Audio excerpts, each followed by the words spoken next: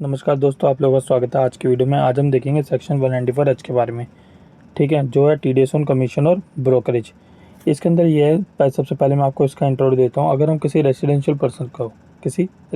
Person को commission या brokerage paid करते हैं तो हमें टीडीएस डिडक्ट करना होता है। ठीक है, अब कमीशन ब्रोकरेज का मीनिंग क्या आता है? अब इसका मतलब ये है कि अगर हमने किसी पर्सन को हमने सेल पे कमीशन दी, परचेज पे कमीशन दी, या ब्रोकरेज या एजेंट कमीशन या इंश्योरेंस कमीशन दी, ठीक है, तो उस पर हमें टीडीएस डिडक्ट करना होता है अगर स्पेसिफाई लिमिट से ऊपर है तो। अब हम आते हैं कि कौन टीडीएस काटेगा। ठीक है, इसके अंदर इंडिविजुअल के केस में आपकी ऑडिट होनी चाहिए लास्ट ईयर, देन आप नेक्स्ट ईयर से आप टीडीएस काटोगे। ठीक है, स्पेसिफाई पर्सन के केस में आपकी ऑडिट एप्लीकेबल नहीं है।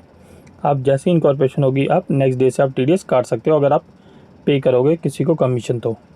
ठीक है, अब इसके बाद आते हैं इसकी लिमिट क्या है, थ्रेशोल्ड लिमिट। इसकी जो थ्रेशोल्ड लिमिट है वो 20,000 पर फाइनेंशियल ईयर है। अगर 20,000 से ऊपर टीडीएस, अगर वो 20,000 से ऊपर अगर किसी को आप कमीशन पे करोगे तो आपको टीडीएस डिडक्ट करना मैंडेटरी है। अब आते हैं इसके रेट के ऊपर। जिसका जो टीडीएस का जो रेट है वो है 2%। अगर कोई बंदा पेन नहीं देता अपना तो 20% डिडक्ट करना है। अब बात होती है अब हमें टीडीएस कब काटना है।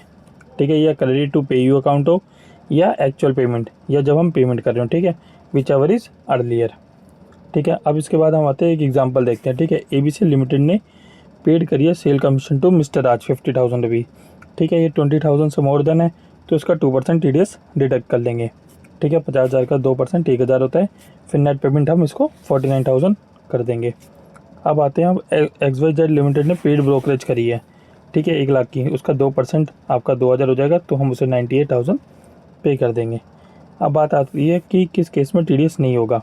अगर कमीशन का अमाउंट अगर अप टू 20,000 है तो नहीं होगा। ठीक है, अगर उसको एग्जेम्पशन मिली हुई है तो नहीं होगा, या नॉन रेसिडेंट होगा तो उस केसेस में आपको टीडीएस डिडक्ट नहीं करना है। ठीक है, अब हम आते हैं इसकी ड्यू डेट क्या होती है। ठीक है, नेक्स्ट मंथ ऑफ 7 आपको टीडीएस पे करना होता है। ठीक है, in case of March month आपकी जो लास्ट डेट हो जाती है वो हो जाती है 30 अप्रैल। ठीक है, अब आपने टीडीएस काट लिया तो उसको आपको कोई प्रूफ भी देना पड़ेगा, तो इसलिए आपको उस प्रूफ का जो नेम आता है वो होता है फॉर्म 16A टीडीएस सर्टिफिकेट। ठीक है, फिर उसके बाद आती है फॉर्म 26Q जो उसकी रिटर्न फाइलिंग होती है क्वार्टरली।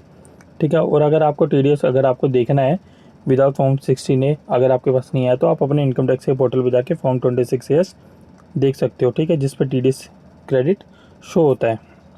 अब बात करते हैं सी एंटर के पॉइंट ऑफ व्यू से। ठीक है, सेक्शन 194H जो होता है आपका कमीशन ऑफ ब्रोकरेज का होता है। ठीक है, रेसिडेंट को जाती है टीडीएस 2% एट थ्रेशोल्ड लिमिट 20,000 रुपये। अगर कोई पेन नहीं देगा तो 20% एट इट।